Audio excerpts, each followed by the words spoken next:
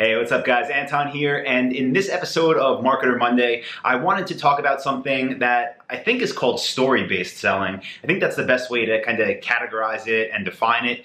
It would basically fall under copywriting, but even more than that, it really falls under branding and kind of how much you share with your audience or really with the world. So this is something that I kind of like fell into by accident, which is the way most of, I guess, my marketing techniques have been discovered. They're things that kind of weren't planned, but things that definitely keep showing up over and over and over. And I'll give you an example for this video specifically. I can tie it into pretty much all my businesses at this point, but I want to use Dropship Lifestyle, which is an info product of mine. It's an online training program, and basically, you know, it costs money, I sell it.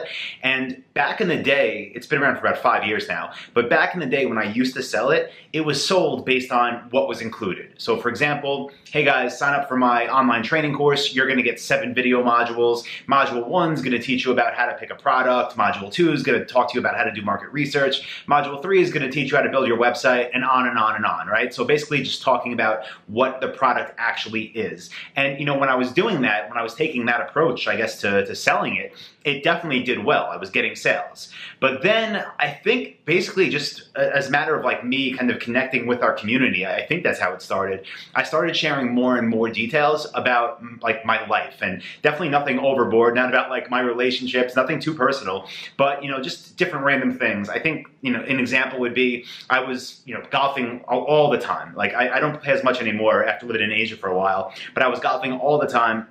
Finally broke 80, which is like a big, you know, achievement for a golfer. And when I did that, I shared it, I think on our Facebook or maybe even on our YouTube, somewhere on social, right?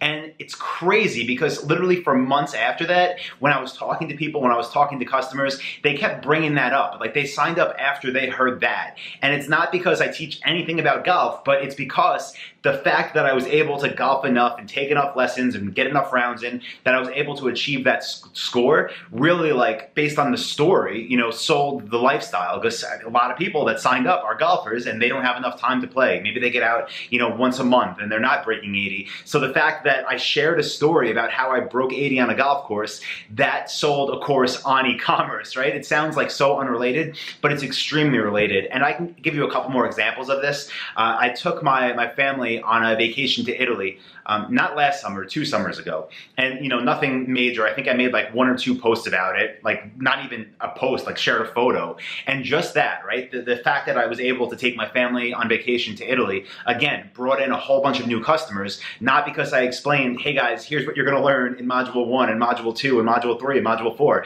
It was because I was just sharing really my life, right? Like kind of a behind the scenes look. And this is kind of what I've come to know as story-based selling. You're not doing things or putting things out there really in the hope that people will sign up, but it's just like you know, it's an indirect effect of you sharing the lifestyle or sharing behind the scenes into your world. So I think it's really important. And the reason I think this is something that a lot of people don't do and a lot of people don't think they have to do is because, again, like before I was doing this, sales were good. I was making money through this one product and I didn't think like I had to do anything else, or I didn't see it as an option, right? Because again, like it's something you don't have to do, but it'll just lead to a deeper connection. It'll lead to more sales. I'll give you one more example, because literally there's like recurring themes, especially with the Dropship Lifestyle online program, that I can give you so many examples of how this has come back to pay off so many times over. Another is I share my story, right? Now I do this with Dropship Lifestyle.